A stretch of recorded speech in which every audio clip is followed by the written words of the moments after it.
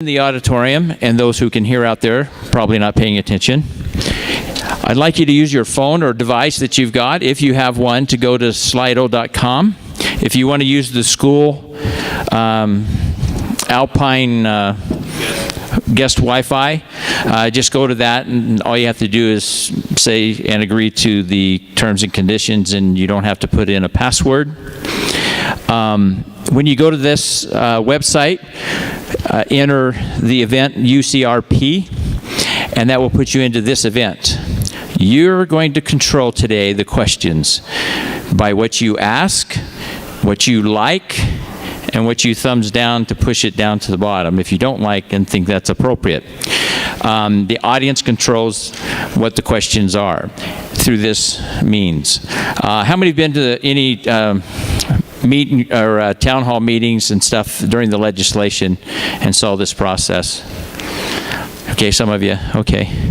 And we did this also in January in our Central Committee meeting, and so this helps us to dialogue the questions to the ones that you really want to ask these candidates and keep it efficient. And so the first thing we're going to do, Heidi, the secretary of the party, is right over here. Stand up, Heidi. And those running for the secretary don't realize you've got the hardest job in the party, because it's the busiest usually, other than the volunteers that makes things like this happen. I don't see my vice chair or the vice chair of the party, Josh, or the treasurer, David. I haven't seen them this morning. But we have our steering committee members. Anna, stand up. I can't decide sometimes who works more between those two. And then we have other steering committee members here, if you'd stand. And then executive committee that meet every month with us to run the party, stand up. Executive committee members. Ledge chairs primarily, and we appreciate them and what they do. So after the party election on the 27th, you will have 2 weeks for transition, and then 2 weeks after the 27th, the current officers dissolve and the new officers take their place. So we do have a 2-week transition period. Once that happens, it also dissolves the 5 other members of the steering committee, which dissolves those 5 officer positions. Wanted you to be aware of the others, because one of the things that I found interesting doing the first and second meet and greet is that a lot of questions that are asked would be really great questions to ask also the outgoing officers who've been in the trenches for the last couple of years. And so I would encourage you, those who stood up, and even your district chairs, to start asking questions of them about the party and how we've been doing for the last couple of years, what's been great, what's been challenges, and be aware what's happening, because what you see yourselves may not be what's actually happening in the party, and you may be somewhat limited in what's actually happening. And we're happy to pass along all this to new officers who become elected. But I think it's important for you also to know more of a return and report, or maybe an exit interview. So think about that. As you see, when you start to put questions in, they start populating, and the ones that are get liked and pushed up to the top. If anything's being not liked, it gets pushed down. And we ask in the order that you have the preference. I'd like to ask a couple questions to start off with to the 2 candidates. And I'm going to move this up a little bit so I can see your faces. And so we have Stuart Pay on your right, and then we have Ben Stanley on your left. I'd like to take just a minute to introduce yourself on a personal level. Let's leave politics out for just a moment. Tell us who you are as a person. And Ben, I'll start with you, and then we'll switch to Stuart. And then the next question would be flip-flopped. You guys handle that and pay attention to the flipping. I'm not going to worry about it. And please hold applause until the very end. That way we move quicker along. Thank you. We will be putting out a poll question to you so you can actually answer some questions for us. And you'll see that come and be available in the poll site. So you have questions and you have polls that you can answer. Don't worry about those for now. I'll let you know when to do that about halfway in. So, Ben, go ahead. Well, good morning. Welcome. I don't know if this works. Let's turn all three mics on, please. Hello? Testing? Can you hear me okay? Great. Welcome and good morning. It's an honor to be here with you today, and great to see the enthusiasm and excitement. We're grateful for the delegates who care so much and come out, and grateful for Orem High to give us this facility, to make it available to us, and for all the party officers that have made this happen. I'm an intellectual property attorney by profession. I graduated magna cum laude from BYU here. I studied in Utah County. I married the woman of my dreams in the Mount Timpanogos Temple here in Utah County. My grandparents were farmers and teachers and military veterans from Utah County, my grandparents and my father in the United States Air Force. So I've spent a lot of time in Utah County, love this area. Fun fact, on Monday, I celebrate my 19th year anniversary to my beautiful wife, Rebecca. She's a chemist. We met at BYU, and we have 3 adorable kids. Love games, love nature, love hiking, love spending time with each other, and love serving the people wherever we can. Thanks. Ben Stanley. Good morning. My name is Stuart Pay. I was born and raised in Mapleton, Utah. I graduated from Springville High in 1992. I was raised by a teacher and a brigadier general. We were taught to be tough and smart. Since that time, since I graduated from Springville High, I attended Brigham Young University, where I got a degree in economics and then a degree in law. I served a 2-year LDS mission to St. Petersburg, Russia. After graduating from law school, I got a call at 9 p.m. on a Tuesday night that said Wednesday morning I needed to report to head to Iraq. I spent 10 months in beautiful Baghdad, 2 months in Kuwait City, where we ran intelligence operations, counterintelligence interrogations. Since I returned home, I went to work at the largest law firm between Dallas and San Francisco. I built a practice there dealing with people who have large disputes, we'll put it that way. I have 4 beautiful children. I met my wife, Misha, at BYU. That's it. Thank you. By the way, we do have a clock right down here that they can see that gives them their time and how much they have. And so for your awareness, they do notice the time in case you're wondering how they know when they run out. All right, the next question that I want to ask you, again, 3 preliminary questions. You just answered the first of 3. The second question is, tell us about your political involvement as a Republican, your experiences and stuff. So I was a delegate many times until about 2 years ago. That was my main involvement. 2 years ago, I was listening to General Mattis's hearings to become Secretary of Defense. It became clear to me that the people asking him the questions had no idea what they were talking about, and I became very frustrated. A few weeks later, Jason Chaffetz decided to exit the Congress, and so I jumped into the CD3 election. I think there are issues that are important at that level, and I got involved for that reason. Intelligence, military, we have fewer veterans in Congress than we've had in years, and I thought we needed to fix that.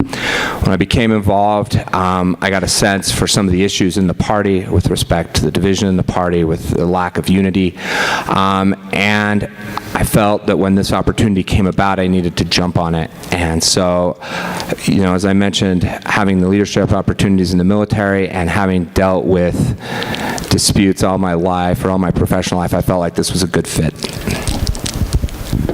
Though I'm considerably younger, I've also been involved considerably longer. My first involvement as a Republican, beyond just voting my whole life as a Republican since I've been old enough to vote, was over a decade ago when I was invited by Mitt Romney's presidential campaign to do his very first one in 2008 to be a election law compliance attorney. So I volunteered. I spent time in Boston with Mitt and Ann Romney and flying back and forth. I was in California at the time, but really got involved in politics on a different level there. Wanted to see Republican values prevail, wanted to see people that knew how to be conservative in a state as far left as Massachusetts, have some opportunity to help move our nation in a direction towards freedom and towards liberty and towards economic innovation and things like that. I've also helped out with a lot of gubernatorial campaigns in California and here in Utah. I've run for elected office, been a precinct chair, vice chair, state and county delegate many times over, and have loved that chance to be of service. For me, it's all about grassroots. It's all about true selfless service. Thanks. And the last question is, why did you choose to run, and what is your vision and goals? An excellent question. A big part of the reason I ran was so many people were asking. You know, it's not exactly the dream job of anyone to be party chair. It's in many ways a thankless position and not an easy one. But people that knew what was involved and what it took to win back Congressional District 4 for Republicans, that knew what was entailed with bringing a party together that was very divided in some ways, came to me and asked me. So people in favor of unity, people in favor of the caucus system, people in favor of different approaches, people that wanted to see us succeed and build enthusiasm and move the right direction as a party, came to me, invited me to run, and said, would you please go get in this race, Ben, and would you help bring our Utah County Republican Party to a higher level, bring us together, bring us more successes, more victories in races. And so those are my objectives: improve technology, improve fundraising, improve the way that we do so much in the party, build on the great foundations of some of our excellent past leaders, but do it in a way that gets people excited to be Republican. I too had a number of people start to approach me a couple weeks ago. Honestly, it wasn't something I'd given a lot of thought to until I started getting those phone calls. And as I said, over the last 2 years, I've become more and more engaged. And as working in Salt Lake County, it's become clear to me that the demographics of this state are changing, and that the characterization as a strong Republican state is in jeopardy. It may not be in jeopardy in 2020, but as we all got a wake-up call last year, it's moving that way. Salt Lake County is getting more and more liberal, and somehow to win statewide races, to win congressional races, Utah County's got to run up the numbers. We've got to have the infrastructure to do that. 692 votes. That's the difference between one congressional seat. That's not a lot of votes in a state this big. In fact, if you think about it, if we'd have had 200 volunteers, put them in twos, that means each twosome would have been responsible for 7 votes. Think about that, 7 votes. We have to have the infrastructure to do that, and that's what we're going to do, is build that infrastructure. Thank you for answering those introductory questions. The first question on the poll here that's the highest rated at this time is one that says, and by the way, if you want, because they're behind you, do you have your cell phones with you? I do. Let's look. Okay. So you can either look behind you or pull it up on your cell phone to kind of see what the direction is. Are we live? Okay. So that you also know this is live on Facebook right now. And so if you want to text that out to anyone that's not here, that you might want to text that out to, that's great. And also it's been put out, as of this morning, we found out someone was going to help us do that. So I think Brad has pushed that out also on our website and on Facebook. So just wanted you to be aware. So it also is being recorded, and we'll post that on Facebook later. And possibly to the website. One of our tech officers down here, Brad, is involved with that, so hopefully he can get that up for you. Okay, first question. What is your opinion of ranked choice voting? I am not a proponent of ranked choice voting. I think that having votes at each round makes sense. I think if we can do it technologically, we should do that. I mean, I can see some efficiencies from ranked choice voting, but I don't think it gets the outcome the voters really want. Having different rounds of ballots, let you think through the vote each time, let you measure things, let you hear from candidates each round along, and then if you've got the app on your phone, which has to be goal number 1 for our conventions and our caucuses, you can make the choice you want to make, and that's my opinion on ranked choice voting. So ranked choice voting has a lot of advocates as an efficient way to save time in our caucuses. There are some risks. There are people that worry a little bit about how easy it is for everyone to understand exactly how subsequent rounds are redistributed as you do ranked choice voting.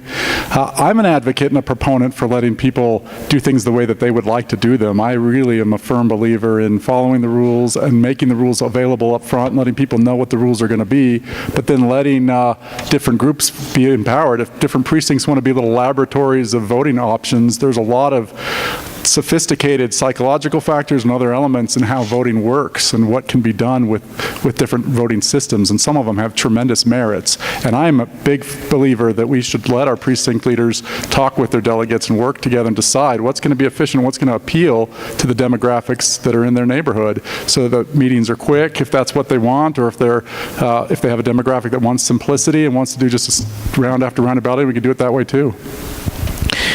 The next question, because it's related, I'm going to push up, it's the same number of votes, is do you have an idea for implementing electronic voting at caucus meetings?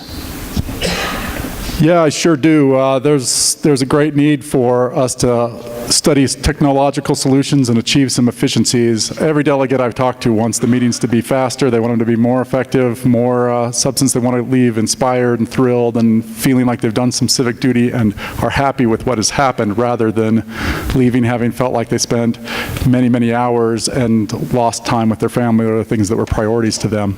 So I do think that needs to happen. I've been working closely with the county chair, newly elected in Salt Lake County, Scott Miller, who's got a 17-point plan of technological solutions to improve technology, improve communications, improve data, improve training, and I've adapted a lot of those here for Utah County. We've got a lot of specifics. There are tools like the Votes apps, there's blockchain voting technology, there are ways to improve the way that we vote to speed things up, and I do have ideas, I do have thoughts, would love to visit with you at length about all of those. Thanks.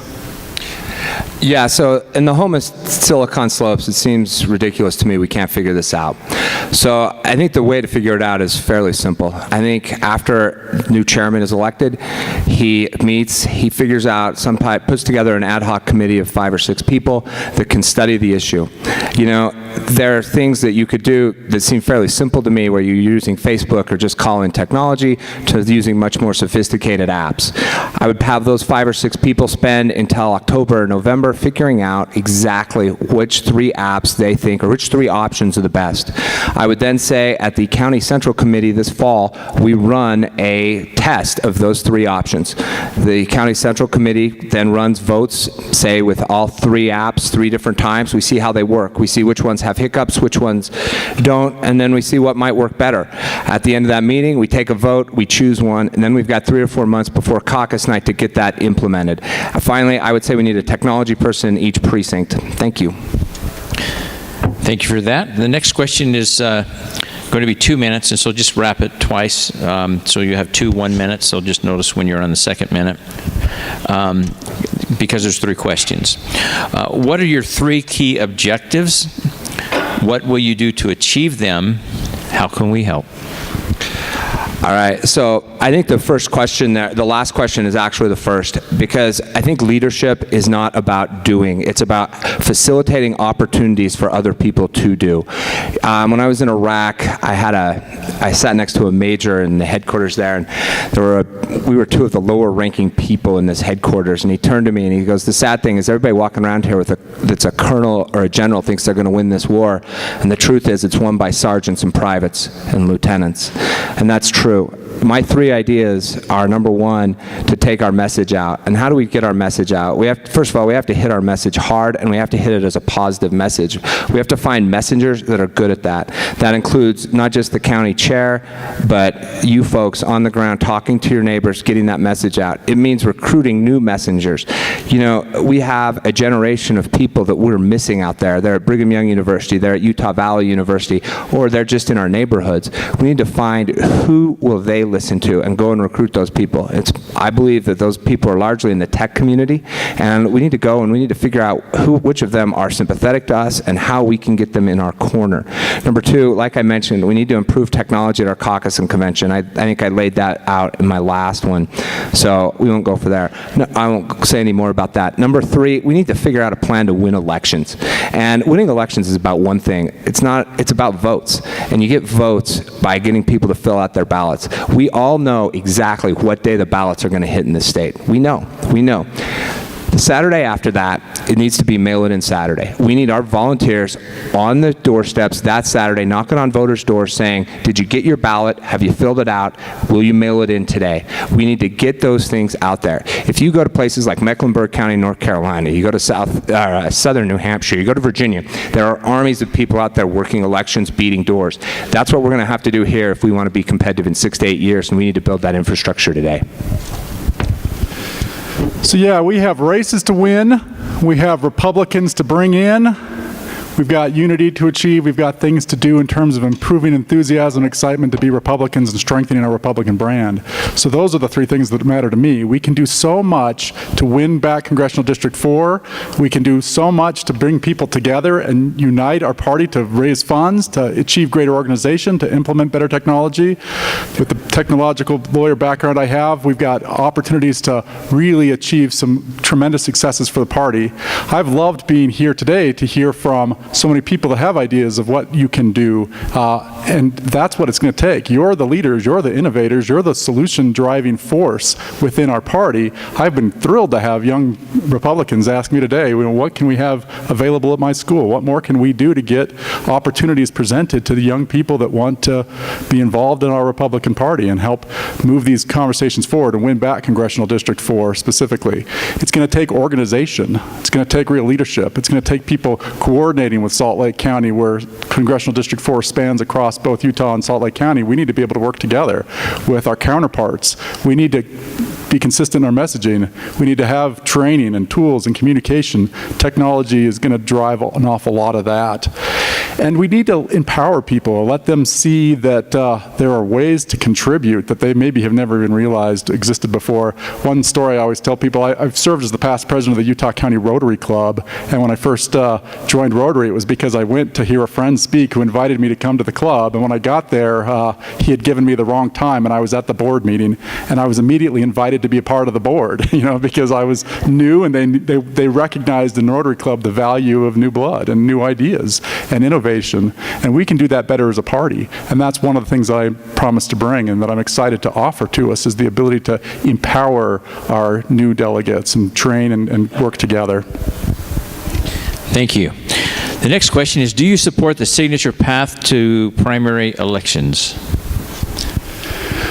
So this Senate Bill 54 question has been a big one this morning and throughout the last couple of years, right? And the analogy I often give people, well, I probably don't have time in 1 minute to give you my full analogy, but it's about the Liberty Bell. Catch me afterwards and I'll tell you a fun story on an analogy. But there's a lot that we need to recognize about serving people across the board, being neutral in leadership and recognizing the way that the law has been interpreted today. We can be supportive of that and make the caucus system the more attractive system for our delegates and for our candidates as well, regardless of what the law offers. So yeah, I support the law. I support all Republicans, and I want to see the system work, and I want to make the caucus the preferred system for candidates and for delegates because it's so effective and so inspiring and so well run. And that's how I will lead out as the chair, is by making the caucus the preferred method just by de facto, since it works so well. SB 54 is the law. Whether you like it or not, that's the game we're playing. It's no different than a football coach who reads the rules and figures out how he wants to do his offensive and defensive schemes. Our job as a party is to win elections. We take the SB 54 construct and we work from there. What we can't do is let our party be strictly filled with petition candidates. And the way to do that is to improve the caucus system. The most important part about the caucus system is, getting good candidates and getting good candidates through. However, the next step is using the caucus system to build our volunteer base, to energize our base, and to build our base. And those are the three things we have to do. The reality is SB 54 is the law. As Republicans, we are the party of the rule of law, and we're going to follow the law. However, we're going to use our caucus system, we're going to improve it, and we're going to build a party that plays by the rules and uses those rules to its advantage and to win elections. Thank you. The next question is, what will you bring to the table that is new and innovative? Or will you just keep the status quo like some past UCRP chairs? Is that personal? But go ahead. So this relates to the last question directly. The party's changed. Election law in Utah is what it is, and it's time to pick up the flag and march forward. I didn't run to be the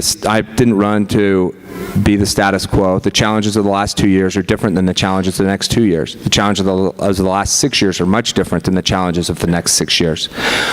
As I laid out my 3 key points, we need to build our party. We need to make it so people want to be a part of the party. We need to get our message out there. So no, my goal is to make change. It is to bring more technology to the party. It's to bring more people to the party. And ultimately, it's to bring more voters to the party.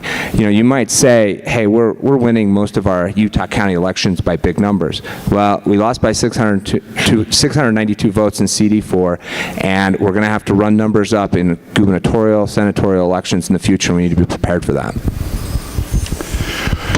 One of the lines I love from Ronald Reagan's famous City on the Hill speech is when he talks about how we were not just marking time, we made a difference. And one of the things you'll see in my chairmanship, should you elect me, is that we will make a difference. It will be filled with innovation. The technology lawyer background that I bring, the youth and energy I bring to solving challenges, real challenges in dynamic, innovative new ways will make a real difference.